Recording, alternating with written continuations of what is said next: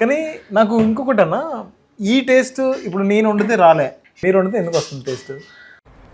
ప్రపంచం అంతా ప్రశాంతంగా ఉంటుంది ఎవరి పని తీస్తే. యాక్చువల్లీ ఏంటంటే ఇక్కడ అల్లం ఏం చేస్తారంటే, ఇక్కడ చైనా అల్లం దొరుకుతుంది, నార్మల్గా ఇండియన్ అల్లం దొరుకుతుంది, యూరోప్ అల్లం దొరుకుతుంది. భలే ఉంది, చైనా పీస్ లాగా. సో 3 కంపేర్, యూరోప్ది వాడిది ఒక టేస్ట్ వస్తుంది, ఇండియాది ఒక టేస్ట్ వస్తుంది, చైనాది వాడిది ఒక టేస్ట్ వస్తుంది. సో దాని స్పెషల్గా ఇండియాది కొంచెం ఎక్స్పెన్సివ్ ఉంటుంది అల్లం కానీ ఎల్లిగడ్డ కానీ. సో అవి చూస్ చేసి తీసుకురావాలి. అలానే నాటుకోడి కూడా స్పెషల్గా వేరే రోజు నుంచి తెప్పించుకోవాలి.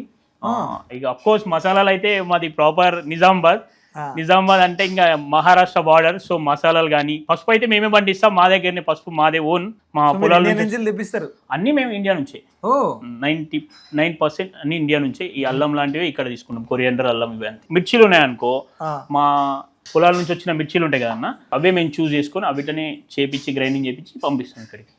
ఓకే, కారం 6 months ఒకసారి విజిట్ చేస్తాం మేము ఇండియా నుంచి, అన్ని తీసుకొని వస్తాము. So that is the secret of taste. So ఇక్కడ చాలా రెస్టారెంట్లు చాలా ఫుడ్ దొరుకుతుంది, కానీ టేస్టీ ఫుడ్ దొరకాలి, టేస్టీ ఫుడ్ కావాలంటే ఇలాంటి ఇంగ్రీడియంట్స్ ఖచ్చితంగా వాడాలి.